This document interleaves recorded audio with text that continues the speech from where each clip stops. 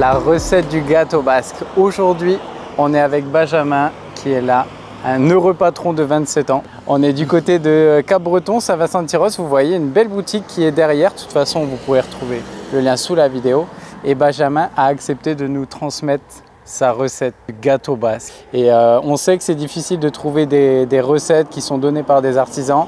Donc Benjamin, merci beaucoup. On va te suivre dans ta présentation. Tu es patron depuis combien de temps? Ça fait 4 ans là. 4 ans. Ouais. Et tu as quel âge? J'ai 27 ans. 27 ans, patron depuis 4 ans. Ouais, ça c'est les futures stars de la boulangerie. Allez, on y va, on va suivre ça, franchement. Il est pas joli ce gâteau basque? Allez, on est parti. Allez, donc là, on part pour la recette de la pâte à basque. Voilà, et vous allez voir, c'est riche en beurre. Donc, on va attaquer par la farine de froment type 65. Là, ça va être 9 kg. Sous la vidéo, vous aurez une petite recette pour la maison. 460 g de levure chimique. Sucre roux, là, cassonade. 5,4 kg. Du beurre, 5,4 kg également. Donc, même poids de sucre et de beurre. Là, on a nos œufs, 2,2 kg d'œufs. Et là, on a le rhum, je crois que c'est 200 g, et 200 de vanille. Donc, dans la pâte à basque, on met déjà du rhum et de la vanille. Tout est déjà là. On va prendre la feuille et la cuve du batteur. Allez, c'est parti. Hop, on va commencer par mettre le beurre dans la cuve, le sucre roux, et on va déjà faire tourner ça. C'est ça. Allez, on met à tourner le beurre et le sucre roux. C'est parti. Allez, si besoin, on met un petit coup de deuxième. Et on va verser nos œufs pour commencer. Là, les œufs, on va les verser progressivement. Ça a remis en première vitesse. Donc là, ça s'est mélangé gentiment, tranquille, toujours en première vitesse. Et on va mettre le rhum et la vanille. Toi, tu es pâtissier ou boulanger de naissance? Pâtissier. Pâtissier, ok. Hop, une fois que c'est incorporé, on peut mettre un petit coup de deuxième. Une fois que c'est bien mélangé, on va incorporer la farine. Donc on ouvre, hop, et on se met... Tu mets tout ou tu mets en deux fois? En 2-3 fois, ouais. Ok, donc on va mettre la farine à ce moment-là en 3 fois. Voilà, pétrissage terminé. Donc là, au niveau de la consistance, on a une pâte, je ne sais pas si vous voyez bien, tac, qui se forme. Ouais, c'est ce qu'on va venir chercher. Et donc là, on va se réserver cette petite pâte au frais. Une fois que vous allez le placer au froid, minimum c'est 1 heure pour que ça reprenne bien le froid à la maison. Et en entreprise, on part sur 12 heures, une journée. Et pour au niveau de la conservation, on peut la garder 4-5 jours sans problème, à 4 degrés, bien frais. Si besoin, hop, vous avez vu la petite technique, on met un petit peu de farine, on fleure un peu. Et comme ça évitera que ça colle. Tu vas te faire 2 épaisseurs. Donc là, c'est les gros bacs à pâte comme on a en boulangerie. Et en gros, toute la masse qu'on a pétrie, il l'a divisé en 2 fois dans ce récipient et ça va partir au frigo gentiment jusqu'à demain. Là, on va attaquer la crème. Pour la quantité, ça va être pour 6. Mais de toute façon, je vais vous faire un récap sous la vidéo. Vous allez tout retrouver. Donc là, on a pris de la crème pâtissière froide. Si vous voulez regarder cette vidéo, vous allez avoir toutes les astuces pour faire une crème pâtissière. Mais c'est vrai que là, c'est une vidéo avec beaucoup de montage. Donc, la crème pâtissière, vous retrouvez la recette juste ici qui va se coller.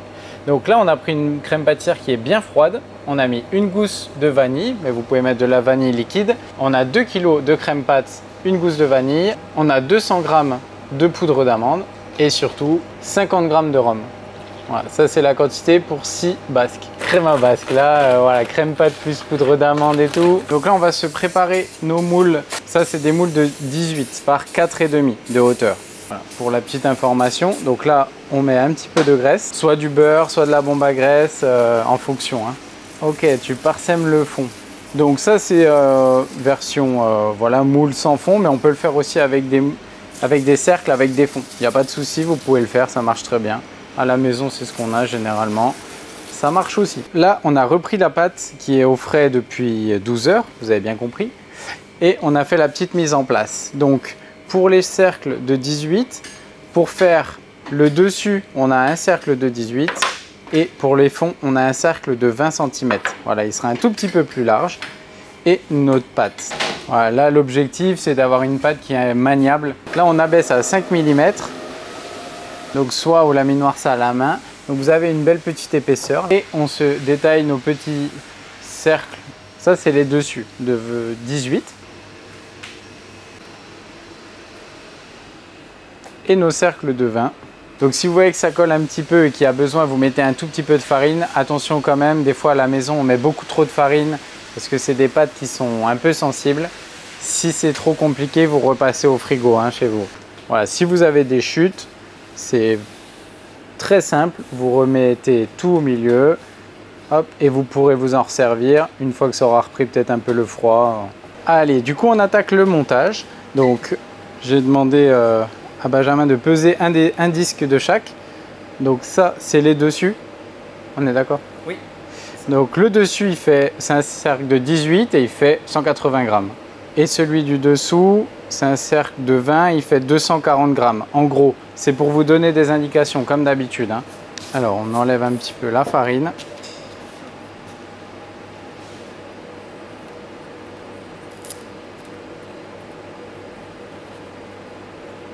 On dépose dans le fond. Le plus facile, c'est de placer votre crème à basque dans une poche. Donc pour un cercle de 6, hop, Benjamin va mettre 350 grammes de crème à basque. Voilà, vous savez tout.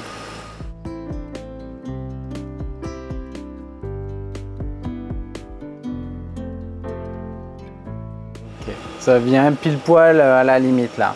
Parfait, là on a nos 6 et on va mettre le couvercle. Si c'est bien calibré, bien organisé, il n'y a pas de souci. On dépose notre petit cercle. Donc là, on va mettre une petite couche de dorure, donc juste de l'œuf hein, au pinceau. Tu dors une seule fois. Donc je pense que c'est comme pour les galettes, hein, il doit y avoir plein de techniques. Oui. Là, nous, on dort à l'œuf, normal, une seule fois.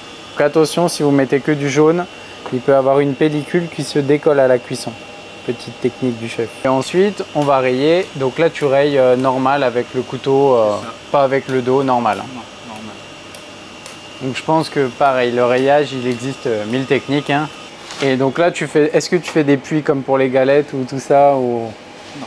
Rien, là tu laisses. Donc là, à ce moment-là, on va laisser 30 minutes au frigo, ça c'est le minimum. Parfois, on peut même le laisser jusqu'à 12 heures au frigo pour l'enfourner le lendemain, il n'y a pas de souci. Minimum 1 heure et après 12 heures. À ce moment-là, si vous voulez en faire plusieurs, pour avoir qu'une seule production, vous pouvez le passer au congèle à ce moment-là. Et il suffira de le sortir et de le passer au four. Allez, prochaine étape, la cuisson. Pendant ce passage au froid, ce que vous pouvez faire, c'est préchauffer votre four. Chaleur au bas plus ventilé, il n'y a pas de souci. À 150 degrés, ça sera parfait. On passe à la mise au four. Donc là, après les 30 minutes, on va mettre à 150. À la maison, vous pouvez mettre 160. Si vous voyez que le four est un peu faiblard, il n'y a pas de souci. Et on va partir pour environ 45-50 minutes. N'hésitez pas à vérifier à la maison. Allez, c'est parti.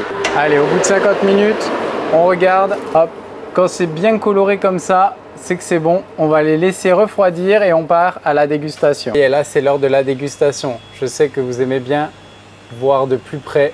C'est ça que ça donne. Et ouais, malheureusement, vous ne pourrez pas goûter. Ça, c'est le problème de la vidéo. Mais vous savez que moi, je me fais un plaisir de le goûter.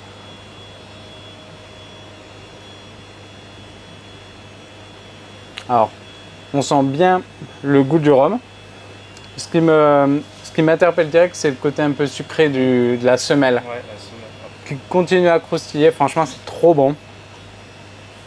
Moi, je sais pas toi, j'aime bien quand ça a un jour et tout que c'est au frigo. Ouais. C'est un peu maturé, on va dire. C'est un peu plus ferme aussi. Ah ouais, moi j'adore ça. Un jour après, 2 jours, ça c'est mon petit péché mignon, j'adore. Bon ben, ça c'est le goût des vacances, c'est le goût du soleil, de Cap-Breton, des Landes, du gâteau basque.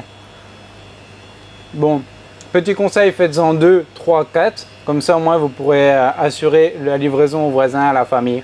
En tout cas, merci beaucoup Benjamin. Merci à toi. Est-ce que tu veux rajouter quelque chose de spécifique? Pour l'instant, 2 boutiques. Ouais. Bientôt 3, 4. Ouais, déjà 2 c'est bien. On sent que c'est un peu dur pour les patrons. Courage en tout cas. Merci beaucoup d'avoir partagé cette recette. Retrouvez toutes les infos sous la vidéo. Allez les voir si vous êtes du côté de Saint-Vincent-de-Tyrosse et Cap-Breton. Avec plaisir, ils sont super, ils sont jeunes, ils sont ambitieux.